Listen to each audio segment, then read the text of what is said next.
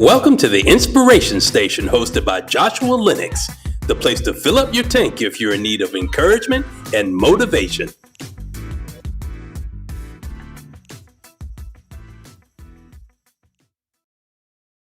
Hey, everybody. It is Friday, August the 29th. It's the last Friday in the month, but y'all, this is the Inspiration Station, and y'all already know we upsize in 2025 all day, every day.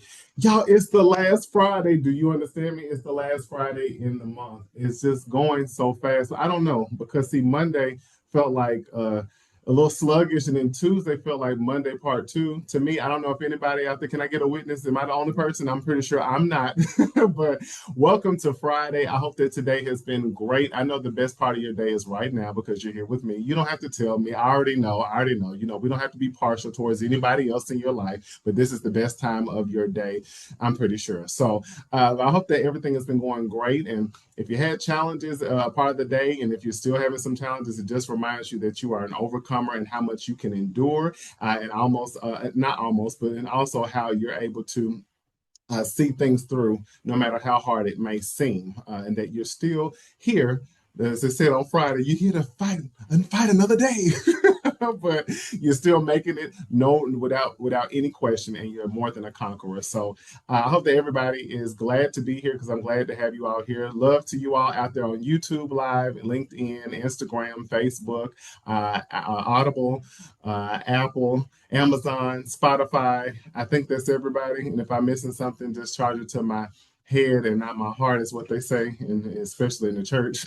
But just saying hello to all of you all. Thank you so much for continuing to share, continuing to spread this stuff that we're doing here. That is not light. I don't take lightly by seeing those shares out there, getting those comments that I've been getting from a lot of you, and seeing those numbers just continue to increase. And you know what? I had to realize, when y'all are watching, I see the most watched on live. It was like 2.4 or 2.5, I want to say, thousand people watching live last week.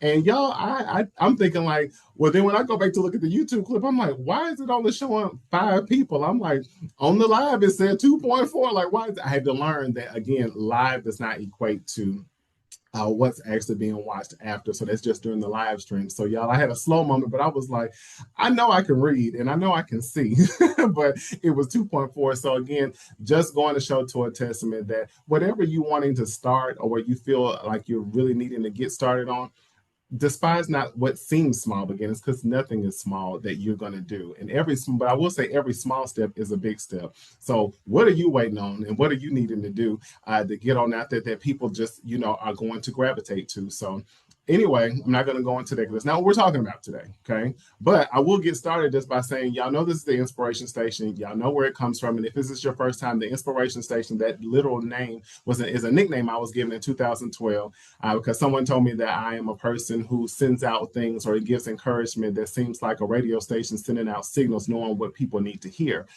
So here we are now, utilizing this as a show and as a podcast, and why you're here. And the Inspiration Station is not just about Josh at all.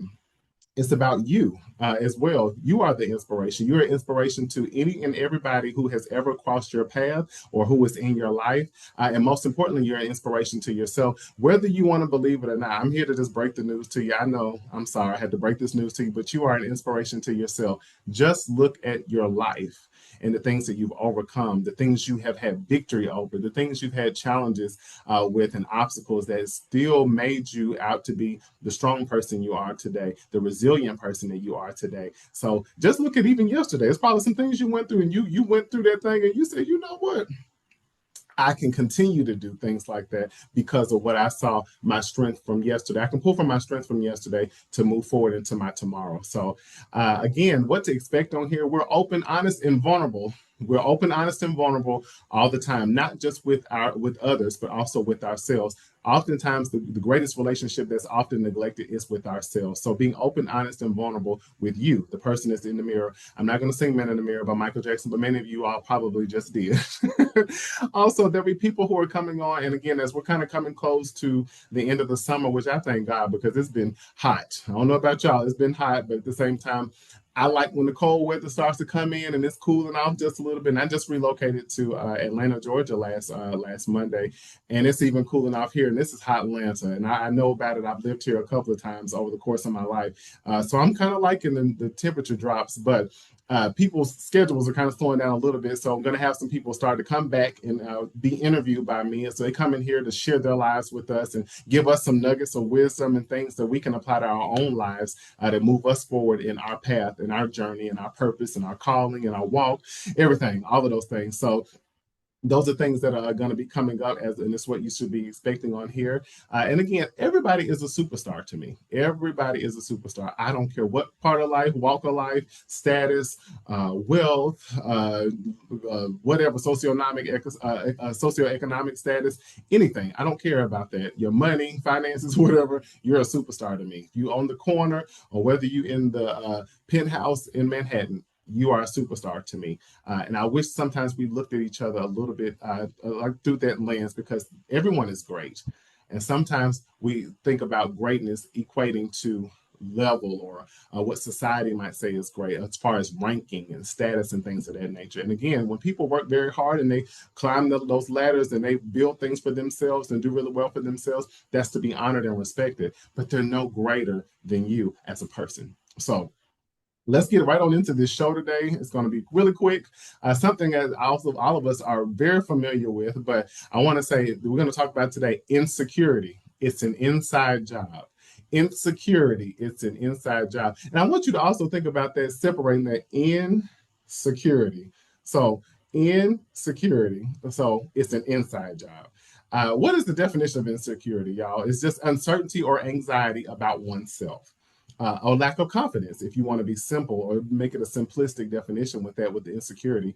But the opposite of that, security, is the state of feeling safe, stable, and free from fear or anxiety. Again, insecurity is the uncertainty or anxiety about oneself. So that means you, talking about you, or lack of confidence, lack of self-confidence within yourself. Security, which is the opposite, is the state of feeling safe, stable, and free from fear or anxiety. Now, sometimes as a clinician, I always hear people, and again, not even as a clinician, but even as just a human being, and I'm pretty sure many of you have heard it, and you probably said it yourself. That person is so insecure. Oh my God, here they come again. Oh my God, they so insecure. Oh, they insecure. She's insecure. He's insecure. You're insecure. You're insecure. You're insecure. So, and I begin to challenge that. And some people over the years, I think they used to roll their eyes at me, and I don't care. Or even sometimes I've challenged my own clients to where, when they mention about being an insecure person or somebody's an insecure person, I'm always saying no one is an insecure person, but we all have insecurities. Because if you say that person's insecure, I'm going to say insecure on what? No, no, no, no, no. They're just an insecure person. Okay, insecure in what? No one is simply insecure. We all are people with insecurities. If you're saying that you're an insecure person, it's almost like saying that you're insecure about every single thing in your life. And we know that to not be true, correct? Speak up a little bit, y'all, because y'all making me nervous. You're not insecure in everything in your life, but you do have areas of insecurities. We all have them. One of the things I like to ask sometimes too, asking the questions too, when we think about insecurities as it is an inside job, usually they stem from things that come from the outside, the external things. What we sometimes I like to refer to the terms internal locus of control and external locus of control. External locus of control, if I give you a quick example, is we're in traffic, right? And somebody darts out in front of you and almost makes you, run off the road or whatever, and you just go off the handle and start cussing and, going off, and you want to fly after them and get their tag, or you want to do something else, but then there's an internal locus of control that maybe that person does the same thing, and I'm saying, oh, I hope they get to where they're getting safely, because Lord have mercy. Anyway, what were you talking about? Well, you go right on about your time in the car. What I'm saying by that is we're affected sometimes. When we're affected by things on the outside, we might say, well, why did you cuss when that driver just cut you off? It's like, they made me cuss because they ran me off the road. It's like, well, they didn't make you cuss.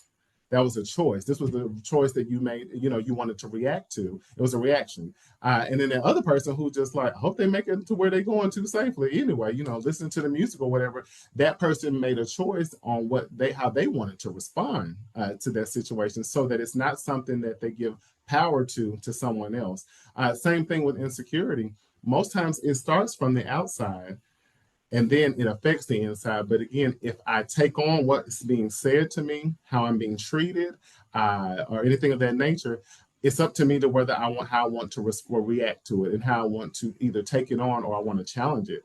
Most times, if a person may not, where other people don't have the same insecurities as others, they may maybe somebody has an insecurity in how they dress.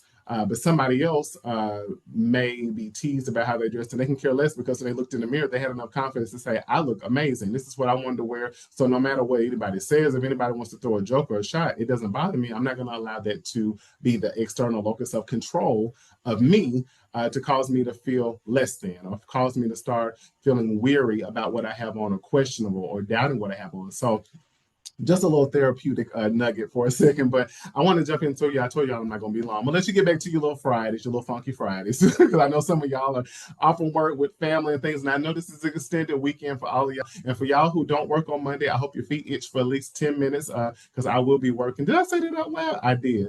So what was that? Was that an external locus of control or just that I'm crazy? I don't know. But anyway, now, really quick, sometimes the questions we can ask ourselves when we talk about where do insecurities come from is you might say, what was said to you? What did you believe? Who did it? How did it affect you? When did it happen? And sometimes, was it someone who said something to you, did something to you, caused you to feel a certain way, or was it you? Because sometimes, as I've taught you all before, we can have certain irrational beliefs about ourselves that we've created based on a certain narrative we chose to believe or that we conjured up for ourselves. And the insecurity may have been birthed because of something that we started or the origin started with us. But I guarantee you that some external force or focus of some kind, some type of external factor affected you and caused you to become insecure in a certain area. So types of insecurities, I'm going to name some today really quick too. Some things you're very familiar with and some that you're not. Some of you'll be like, I don't even think about that being an insecurity, even though it is. So first one, appearance, body image, the way you look, concerns with the way you look. And as I've told you guys before, I had a real quick in elementary school here in Atlanta. I'm gonna find them people, but anyway, in Atlanta, when the crowd of kids in the the cafeteria were chanting "UGLY, Josh ain't easy on the eyes." As I heard that over and over again for some days and a couple of weeks, until they finally stopped when I got up and bowed and said it with them. That caused me to immediately think, and before that point, I never thought of myself as ugly, but I believed it then. And then it affected me until later years. I still feel like I look in the mirror or something. I'm like, I saw who I was seeing, and people would call me, tell me how handsome I was, how attractive I was. And I was like, what do you want? Like, this is a whole lie. And it's like, well, why did that become an insecurity? Again, that was an external force or factor that was directed at me, and I took it on and I believed it, and it took root in me. So then now this is an insecurity of mine. So now I don't think I'm as attractive. I don't think that I'm somebody that people want to, I'm not easy on the eyes, as they say, or I don't think that people will want to be in a relationship with me. And then when I become older, if they do, and they tell me how attractive I am, in the back of my mind, I'm like, I think I'm attractive. But then if you're like, if somebody may, cheat on you or something like that, then that brings the insecurity to be like, well, I thought I was attractive, but maybe I'm not because you went somewhere else. You get what I'm saying? So again, insecurity, appearance, whether that's if you work out all the time, if you're starting to work out, but maybe you were overweight before, and you might think that when you see people who are in great shape and things of that nature, you're like, oh, I know they don't have no insecurity. I know they got it all together, and you have no idea with some people. When they look in the mirror, when you look at them, you see muscles, you see definition, you see volume on them. You see all that. I almost sound like a science teacher. That's what you see density, you see all of that. But you see all of this a wonderful sculpting of somebody's body, not knowing when they look in the mirror, they might see who they were when they were overweight, which again is called body dysmorphia. It's like, so you see one thing, but they see something totally different. So they might still be insecure. You compliment them on their body, it's like, oh my God, you are killing it. And in their head, they're telling thank you, but in their head, they're like, yeah, but I could be a little bit better with my abs, or I could be better with this, because when they look in the mirror, they still see that. Or again, like I talked about, people dressing. they might not feel as popular, or we're in certain, I remember back being in school, people wore Tommy Hilfiger and certain name brands. And it's like, well, if you didn't have those name brands on, you might have had on off brand, or you might have had on something that wasn't common. And it probably would make somebody feel insecure about what they will wear. Again, social acceptance is an insecurity, fear because of a fear of rejection or abandonment. I oftentimes hear a lot of people say, I have social anxiety. I have social anxiety. And I'll break down to my clients, I'm like, do you have social anxiety, or are you projecting your insecurities or the things you don't like about yourself onto people who will be around you? So now, because of that, you're thinking the way you think about yourself is going to go and magnify around the people that you are surrounded by. So now you don't want to be around anybody. You want to be isolated.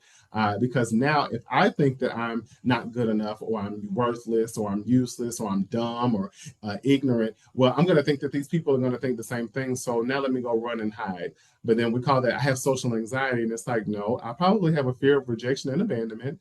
And then I'm projecting my own insecurities and my own negative thoughts about myself onto other people. So social acceptance. Everybody wants to be accepted. I don't care what, you ain't got to accept me. Well, there's a healthy level of needing validation. We all need some level of validation. The dangerous part about that is if I'm living to seek the validation. If I'm working a job, we talk about acceptance.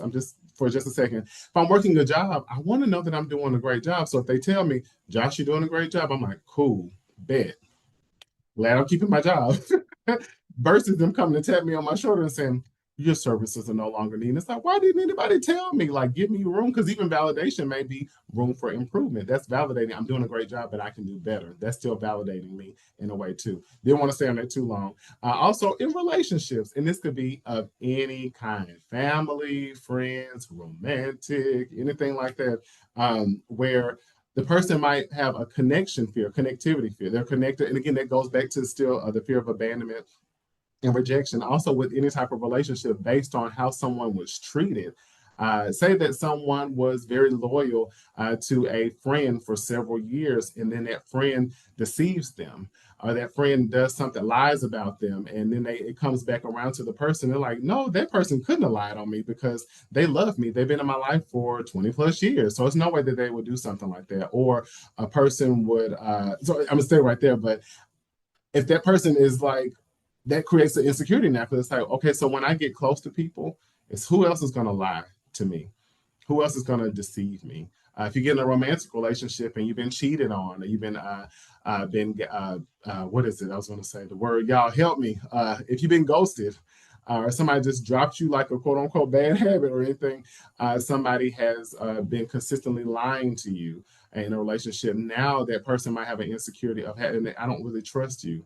I don't know if I can trust people. So now to connect or get too close to you, or open up my heart to you, or be vulnerable with you, I don't want to be hurt again. So I'm going to be closed off. So I'm insecure to get in certain close, intimate relationships because I just don't want to see the same thing happen again. And when you think about insecurities in general, that is a theme, is that I just don't want it to happen again. Which can also be linked to trauma, which that's big T trauma or little T trauma. We'll talk about that another day. But this can be something I'm afraid it's going to happen again, so I'm insecure about it. And again, the only way that I'm not going to be insecure about this is if I see consistency in certain areas that I'm afraid of. I always say this too: if there's consistency with inconsistency, that's going to birth a lack of trust. The next kind is intelligence and abilities. This is where you're doubting your own skills. I often say it's just you being an imposter. You see, I got degrees on the wall and stuff like that, but that's like me sitting here saying, I don't know why they want me to speak for that. Or I don't know why I have the job. My clients keep coming back to me. I don't know, because I do the best that I can, but I'm not the best counselor. Somebody else that's out there who has greater skill set. I wouldn't be surprised if my clients left me at any moment because I don't really see what they see in me. And that's me doubting my own skills and my competence and what I do and how well I do it. Just like many of you, I'm pretty sure some of y'all are going like, oh, get out of my business, Josh, because there are things that you do. You have certain intelligence and abilities that may be buried sometimes, but it's there. And when you get in certain social groups, you might freeze. because you're like, I'm hearing people speak of a different acumen, or I'm hearing people speak of a different vernacular or anything of that nature. And it's like, I don't fit in right here. And it's like, why don't you relax? And I bet and guarantee that if you just show up and be yourself and think about who you are and what you can bring to the table, you have just as much intelligence and ability, even if it's something if it's a different lane or it's a different expression of it. And again, some of you all have great careers, great jobs. Some of you probably are in school and all of that. And sometimes I think it's because you can forget about all the things you possess, because now you're thinking about other people, or again, I'm going to get to this in a minute, but you might be comparing, which again, that is another theme, as I mentioned, about thinking something's going to happen again. Another theme in insecurity is thinking that, oh, y'all, I lost my thought. Come back, come back. I'm not doubting my skills, I promise. But I think another theme is comparison. If you start to compare yourself to other people in this subject matter of thinking how smart they are, or they're so intelligent, and you think that they're more intelligent than you are, and it's like their intelligence might be expressed differently, but that doesn't make you less intelligent. Or if they know certain things that you don't, that doesn't make you intelligent. That just makes you a student and gives you a chance to learn from that person. But you have things, I promise, that you can teach people as well that they might not be so knowledgeable about. So also, the next thing is success and achievement. Back to this comparison, pressure to succeed at all times, because I'm insecure in this. If I'm not seen at such a high level, if I don't have such accolades or such achievement, I'm going to be insecure, because I want to be able to be favored by certain people. I want to be, and again, comparison. I'm looking on social media, I'm looking at other people in my family, and I'm thinking like, well, I don't have all of this, that, and the other. And sometimes you'll be so insecure within your own level of success and achievement. You'll dummy down who you are. You'll minimize yourself. You'll think small. So then even when you're offered certain things, you'll start counting out all the reasons why you should be, what are those 4Ds, y'all? Disqualified, discarded, dismissed, or disposed of. It's like, oh no, I don't have this and I don't have that. Let me tell you something. I would do that all the time, sometimes with friends, family, and also even with God. God would offer certain opportunities up for me, and I immediately would be like, oh no, I can't do that. They made a error. They don't want me to do this because I don't have the list of accolades and I don't have this. And God will be like, would you be quiet, son? I don't need you to have all that. You're a success. Also, think about how do you define success and achievement? Everybody's definition of success and achievement is totally different. But if you're insecure in that, it's probably coming because you just feel this internal pressure that's driven by external factors to succeed. You need to look away in order for people to respect you. You need to perform in a certain way in order for people to speak well to you, or even consider you, or think that you are a dependable person, or somebody who wants to invest time in you or invest in you, period. You have to have a certain level of achievement or success. Next thing is self-worth. This is where you have issues with how others perceive you. It's worth tied. I like to say it's worth tied. When I say that, meaning that my self-worth oftentimes can be, a person might feel insecure within their self-worth, because in order for them to feel worthy, it has to be a reflection on what they can do for people versus who they are. Their worth is in what they can perform in, what they can provide, and not in who they are as a person. And also, I'm always thinking about what other people have to say. My worth is built on what people think. My worth is on people, how they revere me, how they respect me. If I can meet their needs, or if I can meet their standards of sort, then I have worth, versus me knowing that I have self-worth regardless. And again, it's how I perceive myself. So thinking about, again, external factors. Somebody may have said something to you, of saying that you're not good enough, or that you're unworthy of love, you're unlovable. And they might have not said it, but sometimes words don't have to be spoken to you, but you can often be treated in a certain way that words couldn't equate to. It's like, okay, they didn't tell me I wasn't good enough, but they treated me like I wasn't. Next one, y'all, is in finances. This is a big one. Fear of also it can be tied when we talk about being insecure in finances. Sometimes, again, this goes back to comparison. You think you need to be in a certain bracket to be seen as a person who is financially well? Or what is wealthy? Is wealthy always money? No, it's not. Wealthy, and also wealth is built over time. Also, but can you be wealthy in other areas of your life, with family, with friends, with your career, with your fitness, with your self-love, with your self-care, with so many other things other than money? But then we think about finances. Sometimes the person might have insecurity in that because they have a fear of being broke. Maybe they grew up in poverty, or maybe they live paycheck to paycheck, so they're insecure in that. Or maybe also they're scared to be in a relationship with someone who is highly wealthy and financially abundant, because they don't have the same level of uh, they don't have the same level of finances. And so they might think of themselves lesser than. It's like, oh no, I can't be with somebody like that. I'm sorry, I know you like me, but you probably want to be with somebody else who's on your level of financial gain or anything of that nature. So I'm a little insecure about that. So no, let me keep staying down here with the middle class, or somebody who's at my financial level. Which again, we're more than our finances, but we do need money. We're not gonna play about that. But somebody might be insecure in that because they're always thinking about loss, or feeling like they're going to always have just enough or less than. Another part about this is another thing is even communication is an insecurity. What if you lack a voice? You don't advocate for yourself. I know for me, I used to, and I know all of y'all, be honest, you probably have been this way as well. I grew up being told, be quiet a lot by my family, friends, sometimes teachers. Never at home. My mom, I really didn't talk a lot, y'all. I wasn't, and this wasn't all the time, but I was excited all the time. I always had joy, no matter what was going on in my life. I always had joy. I was excited. And people were, oh my God, calm down. You too loud. You too loud. Oh my God, you singing too loud. Because it was always people trying to shut me up, which I know why, because it was supposed to, it's God, he wanted me to use my voice in many ways. It was going to make the devil mad, or it was going to impact many people. So when people would ask me questions, I got to a certain age, they asked me a question or something, and I might have to repeat myself. But I'm sorry, what did you say?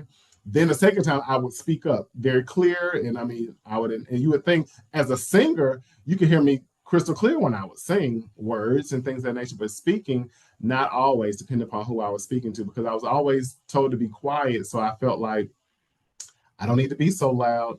But people, I'm getting tired of people asking me, you said it again? Huh? What'd you say? So even advocating for yourself, you might have a hard time with communicating your wants and your needs because you feel insecure in that, because maybe somebody shut you down or tried to shut you up about asking for what you want, or telling you to just be thankful for what you have. So it's like, I don't want to ask for too much. I don't want to say, now I hear people say all the time, well, I don't want to be a burden. It's like, well, that's communication. You need to be able to speak up and communicate with somebody in relationship, with your boss. I mean, we can in any kind of way, with your kids, anything like that. But also thinking about that, insecurity in communication could also, if you're in a relationship and maybe when you speak about having an issue, or even at a job, you speak up for yourself and want to advocate for yourself, and you might be met with a negative reaction, or a strong reaction that might be demeaning or condescending, being mocked or anything. So again, that makes a person insecure to speak up or to share certain things, to be open, honest, and vulnerable with other people. Last one I want to look at, y'all, is even job security.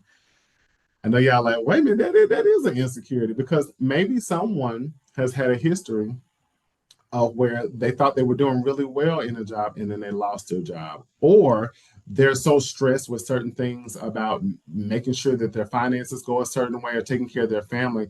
They're always trying to make sure, they're afraid that they're going to lose their job at some point, or they think that they won't be able to have to keep up the skill set that they need to keep the job. So a person could be insecure in that way as well, thinking that, okay, I have this job, but am I going to be able to keep it? And it's like, well, why did they hire you? If obviously if they didn't think that you could do this job, they wouldn't have hired you, trust me. But because that person maybe in the past has done very well in a job, thought that they were putting their best foot forward, and then they were let go. And it's like, well, oh my goodness, I'm always on edge at work. So those are just a couple of parts. I told you I'm not going to be long, but I just want to give you a couple of ways, about just seven quick things on overcoming insecurities. There are several different there's several more ways to overcome insecurities, but I just want to give you a quick seven, especially because when you think of those things of thinking that there's going to be a reoccurrence of something happening again in your life in some of those areas we talked about in the types, or also where we have this comparison thing all the time. We're comparing ourselves to people, places, things, and ideas all the time. And so this causes a person to stay in that trap of being insecure. So 7 things really quick is first, focus on the things you like about yourself and practice gratitude.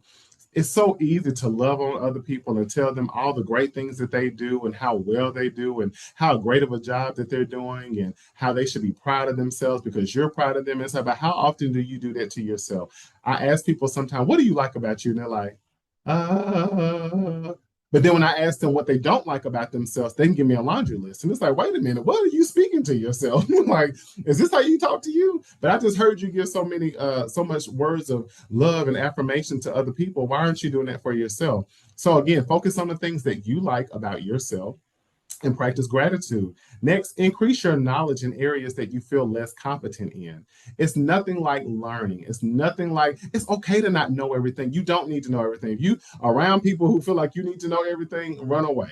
Because you should be learning from one another. But also, if you feel like there's some certain tools or skills or abilities that you need to work on to get stronger in, let's do that, because therefore you feel a lot more confident, and also in that way it lessens that insecurity. If somebody is a singer like myself and I say, I really want to increase my range because when I get to that one part, my voice breaks. So it's like I'm insecure about singing songs like this or that and the other. And it's like, okay, well, if you do feel insecure about that, it's okay. But let's see what we can do about it. Let's get a little bit more competent. Let's get some voice lessons. Let's see how we can expand your range or things of that nature. So do some things that are going to allow you to gain knowledge in the areas that you feel less competent in. Also, recognize what triggers your insecurities and then challenge them rationally.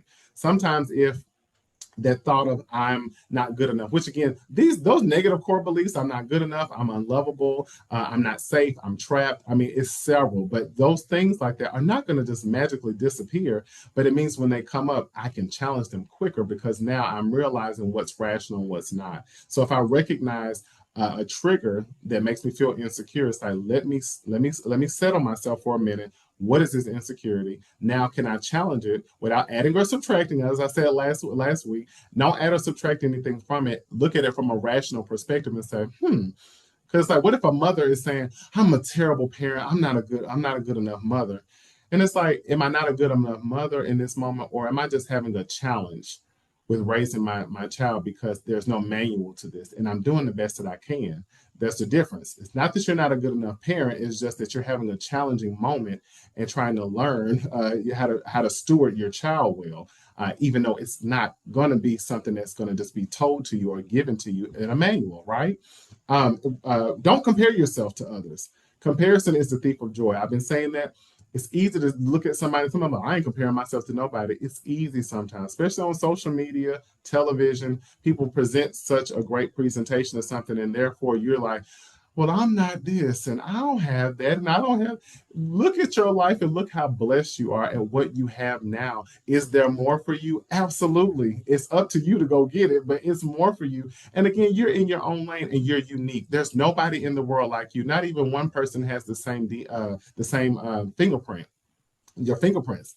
Not one person. So what does that say? You're supposed to stand out. You're supposed to be different. And also, what looks so great for somebody else might not be great for you if you actually look behind the scenes of somebody's life. And it's not to say that it's like that for everybody, but what glitters is not always gold or glamorous. But learn to love and appreciate your life and what you have and where you are at the moment, because you're not going to stay there, right? Another thing is, don't let others define your worth or value. I wish you would let somebody tell you who you are. Let that start with you. And sometimes, again, that can be challenging because it'd be hard because you might have had people tell you who you are and tell you what your worth made you feel like your worth of value was less than it was. But it's up to you to start looking at yourself and saying, I know I'm worth more than this. I know I have a greater value, but nobody can tell you that. That's something you have to discover for yourself. Another thing is practice self-care. I'm saying that, I'm going to keep saying that. Practice self-care and build confidence by affirming and validating yourself. look in the mirror sometimes and say those affirmations to yourself. I am amazing. I am successful. I am beautiful inside and out. I am whatever. I'm the best this. I'm the greatest that. Whatever you need to do to make sure that you're edifying and building yourself up, let's make sure we're practicing that. Because the more you say it, the more you're going to believe it. We can say negative things about ourselves or take on the negative things people have said about us and continue to repeat it. We can reverse that thing and say positive things, edifying, uplifting things to ourselves and believe it. Sometimes you might not believe it right away, but I bet you there are certain people right now, and including yourself, there are certain things you kept saying about yourself, and now you see the fruit of it. You see that you actually are walking in your words. You're walking in your words. That's something I like that. You see that you're walking in your words, the very things that you were speaking. We speak those things that are not as though they were. So even if I'm affirming myself and I don't believe it at first, if I keep saying it, I'm going to start drawing to those things that align with what I'm saying. Last thing is to get out of your comfort zone. Press past your fear of failure or success. Sometimes insecurity, again, I'm scared something's going to happen, or I'm scared this is going to happen again. Or also, I'm comparing myself to other things, other people, other places, other people's lives, or things of that nature. So I got to get out of my comfort zone because that might be keeping me insecure because I feel like there actually is a lack of security in your comfort zone. So there might be some things you want to do. There might want to be some things you want to become. There might be some things that you want to attain or acquire, but it's going to require you to get out of your comfort zone. And we talked about this before, but you got to press past thinking that you're going to fail. Also, some of you might be afraid of actually succeeding and having and doing and becoming the very thing that you desire. So it starts with getting out of your comfort zone because there's no security in comfort. All right. So I hope that you all have enjoyed tonight. I told you I wasn't going to be long before you, but I hope that you all have an amazing rest of this evening, rest of your week. Have a safe Labor Day weekend. If y'all would like to ship me some barbecue or something like that while I'm working on Monday, you can do so. I will send you my address. I will not, but just remember, again, we have all types of insecurities, and you are not an insecure person. You're just a person with insecurities. And even the people who you highly respect and you think have it all together, they look like they got it all together. I mean, every T is crossed, every I is dotted, but they have insecurities. I guarantee you. I guarantee you. Everybody has insecurities except for me. So, yeah. Did y'all hear that lightning flash? Yeah. So let me stop playing because I have insecurities as well. So, but I'm not an insecure person, and neither are you. So, as I always like to say, I will see you guys here at 6 p.m. Central Standard Time, 7 p.m. Eastern Standard Time. I'm having to get used to remembering I'm on the Eastern Standard Time side of things now. But I will see you next Friday on the Inspiration Station, y'all, where we upsize in 2025. And as I always tell you, you have always been great. You're just getting better. And let me add this. You're also figuring out that you've always been this way. You always been this way. I said, well, y'all, what's going on? You've always been great. You're just getting better, and you're just figuring out that it's always been the case. That's what I want to say. My brain was toggled. It's been a long day, y'all. Give me some grace. They might have hit it an insecurity. Ha! You've always been great, but you're just getting better, and you're just finding out it's always been this way. So have a great Friday weekend. Be safe. Spread love. We need love now more than ever. All right? Talk to y'all soon. See you next Friday. Bye. Thanks for watching the Inspiration Station with Joshua Lenox. Don't forget to like, comment, and subscribe. See you next time.